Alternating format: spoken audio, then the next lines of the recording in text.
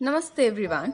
I welcome you to my YouTube channel और इस video में हम कवर करेंगे ममंग दाई की poem the voice of the mountain को और उसके एनालिसिस, थीम्स, बैकग्राउंड और लिटरेरी डिवाइसेस को। So without wasting any time let's start with the background. Mamang Dai, जिनका जन्म नॉर्थ ईस्ट अरुणाचल प्रदेश के आदि ट्राइबल कम्युनिटी में हुआ है, वो नेचर से काफी कनेक्टेड हैं और इस पोएम में वो अपने होमलैंड के बारे में बात कर रही हैं और उन्होंने इस पोएम में नेचर को इस तरीके से डिस्क्राइब किया है that you can see the nature is part of her life.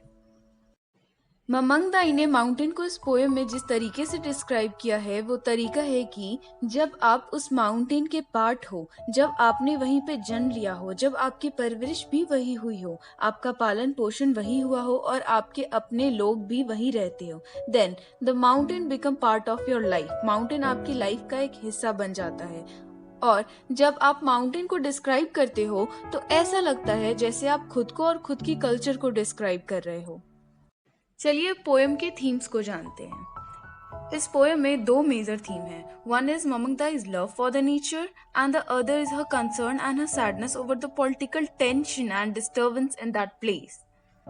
अब देखते हैं कि किस टाइप का पॉलिटिकल डिस्टर्बेंस जिसकी वजह से ममंग दाई दुखी हैं। तो मैं बता दूं कि नॉर्थ ईस्ट रीजन में 3 पॉलिटिकल टेंशन है। पहला पॉलिटिकल टेंशन स्टेट गवर्नमेंट और सेंट्रल गवर्नमेंट के बीच है। दूसरा पॉलिटिकल टेंशन वहाँ के नेटिव पीपल और इंडिया के अलग अलग पार्ट से आए माइग्रेंट्स के बीच है। और तीसरा पॉलिटिकल टेंशन वहाँ के insurgents means anti established group और आर्मी के बीच है। Now let's start the analysis of the poem. From where I sit on the high platform, I can see the fairy lights crisscrossing the big river.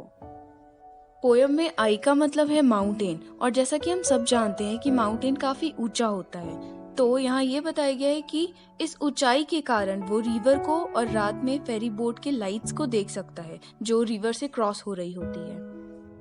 I know the towns, the estuary mouth, there, beyond the last band, where the colored rains from heaven, I can outline the chapters of the world. Means mountain towns को जानता है, mountain उस estuary mouth को जानता है जहाँ rivers ocean में जाकर मिलती हैं और mountain bank of river को भी जानता है। और माउंटेन इतना पुराना है कि वो वर्ल्ड के अलग अलग चैप्टर को दिखा सकता है, उन्हें आउटलाइन कर सकता है। The mountain claims to be all knowing. The other day, a young man arrived from the village. Because he could not speak, he brought a gift of fish from the land of rivers. It seems such acts are repeated. We live in territories forever ancient and new, and as we speak in changing languages. यहाँ poet ममंग दाई बताती हैं कि अगले दिन गांव से एक young man आया जो बोल नहीं सकता और वो अपने साथ माउंटेन को गिफ्ट देने के लिए रिवर से फिश लाया। और यहाँ मैं आपको एक बात बता दूं कि माउंटेन को कुछ गिफ्ट देना ट्राइबल पीपल का कल्चर और रिचुअल है जो आज भी है और इसलिए पोइट ममंग दाई बोलती हैं कि उन्हें माउंटेन को गिफ्ट करने का जो ये ट्राइबल कल्चर और रिचुअल है वो उन्हें रिपीटेड लगता है। और पोइट ममंग दाई बोलती हैं कि हम हमेशा एंशिएंट टेरिटरीज में रहते हैं, मतलब पुराने और नए क्षेत्रों में रहते हैं, जिसकी वजह से उन्हें अपने आइडेंटिटी के लिए स्ट्रगल करना पड़ता है। इसलिए वो अलग अलग लैंग्वेजेस यूज करते हैं, अलग अलग लैंग्वेजेस भी बोलते हैं। I also leave my spear leaning by the tree and try to make a sign. जैसा कि मैंने बताया है कि यहाँ आई का मतलब माउंटेन है और यहाँ पोइट ने ये बताया है कि माउंटेन अपने तरह एक साइन बनाना चाहता है झुके हुए पौधे को पेड़ के सहारे छोड़कर, जैसा कि आप यहाँ देख रहे हैं। I am an old man shipping the breeze that is forever young. यहाँ पे ब्रीज का मतलब है जेंटल विंड, हल्का हवा, जैसा कि आप यहाँ देख रहे हैं, जो हमेशा के लिए यंग रहता है। और यहाँ यही बताया गया है कि जो माउंटेन है, जो नेचर है, वो एक ओल्ड मैन की तरह है जो हवा ले रहे हैं। In my life I have lived many lives. Mountain उस ओल्ड मैन की तरह है जिसने बहुत सी जिंदगियां जी हैं। My voice is sea waves and mountain peaks. Mountain का वॉइस सी वेव्स और माउंटेन पीक्स की तरह है। In the transfer of symbols, I am the chant syllable that orders the world, instructed with history and miracles. Means जो mountain है वो एक आकाशवाणी की तरह है, एक लिविंग ओरेकल की तरह है, who tell us the story of changes and at the same time represents permanence. I am the desert and the rain, the wild bird that sits in the west. Means यहाँ mountain खुद को desert की तरह बता रहा है और rain की तरह भी, और उस वाइल्ड बर्ड की तरह भी जो वेस्ट में जाकर बैठती है। मीन्स माउंटेन यहाँ लाइफ के हर अलग अलग फॉर्म को रिप्रेजेंट कर रहा है। The past that recreates itself and particles of life that clutch and cling for thousands of years. I know these things as rocks know, burning in sun's embrace, about clouds and sudden rain. Means यहाँ ये बताया जा रहा है कि जो past है वो फिर से माउंटेन के कारण रिक्रिएट होता है और माउंटेन लाइफ के हर फॉर्म्स को जानता है, माउंटेन लाइफ के थाउजेंड्स ऑफ इयर्स के जर्नी को जानता है, और माउंटेन उस रॉक्स के बारे में भी जानता है जो सूरज की रोशनी में चमकते हैं, माउंटेन क्लाउड्स के बारे में भी जानता है और सडन रेन के बारे में भी। As I know, a cloud is a cloud is a cloud. A cloud is this uncertain pulse that sits over my heart. Means mountain cloud को और क्लाउड के बारे में जानता है। माउंटेन क्लाउड को अनसर्टेन पल्स इसलिए बोलता है क्योंकि वो क्लाउड माउंटेन के हार्ट पे बैठा हुआ होता है और वो क्लाउड कभी भी बरस सकता है, वो बादल कभी भी बरस सकता है, लेकिन सिर्फ माउंटेन की मर्जी से। In the end the universe yells nothing except a dream of permanence. Means mountain को ये बहुत अच्छे से पता है कि जो यूनिवर्स है वो हमें कुछ भी नहीं देता, लेकिन वो सब कुछ इस तरीके से दिखाता है जैसे सब कुछ परमानेंट हो। Peace is a falsity. A moment of rest comes after long combat.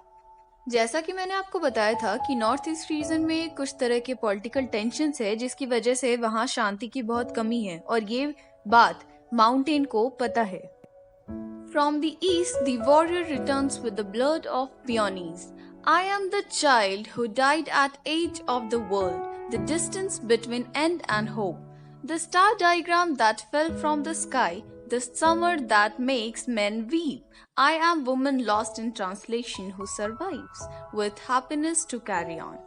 See, these lines are referring to the bloodshed and uncertainty of people's life and loss of culture as well. और poet ममंग दाई खुद को इन सब चीजों के साथ identify कर रही हैं and she is saying I am the person who dies and the person who is lost. और पोइट ममंग दाई बोलती हैं कि वही वो वुमन है, वो लैंग्वेज है जो ट्रांसलेशन में खोई हुई है।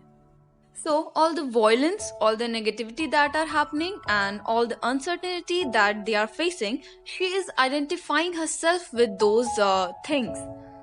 I am the breeze that opens the mouth of the canyon, the sunlight on the tips of trees.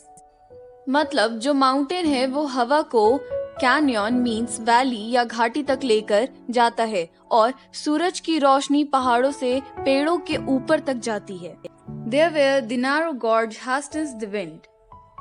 और जो हवाएं माउंटेन से आती हैं वो narrow gorge means narrow valley तक जाती हैं। I am the place where memory escapes the myth of time. I am the sleep in the mind of the mountain. यहाँ पे सबसे पहले मैं ये बता दूं कि इस पोएम में मेमोरी एक इम्पॉर्टेंट एस्पेक्ट है क्योंकि मेमोरी इस पोएट के होमलैंड की है जहाँ बहुत सुकून है जो ट्राइबल कल्चर से भरा हुआ है और ये सभी यादें पहाड़ के मन में बसी हुई हैं। So, in this poem, Mamang Dai speaks about people who still follow tradition even in a fast changing world. चलिए पोएम में यूज हुए लिटरेरी डिवाइसेस के बारे में जानते हैं जिसे हम नॉर्मली फिगर्स ऑफ स्पीच भी बोलते हैं। सबसे पहले मैं आपको ये बता दूं कि इस पूरे पोएम में माउंटेन ओवरऑल पर्सोनिफाइड है। उसके बाद फर्स्ट स्टैंजा में क्रिस क्रॉसिंग जो है वो एलिट्रेशन है। यहाँ एलिट्रेशन का यूज हुआ है क्योंकि जब आप नोटिस करेंगे तो आप देखेंगे कि दोनों लेटर्स के स्टार्टिंग लेटर्स और साउंड सेम हैं। After that clutch and cling is alliteration. यहाँ भी एलिट्रेशन का यूज हुआ है बिकॉज आप जब यहाँ पे नोटिस करेंगे तो आप देखेंगे कि दोनों वर्ड के स्टार्टिंग लेटर्स और साउंड सेम है।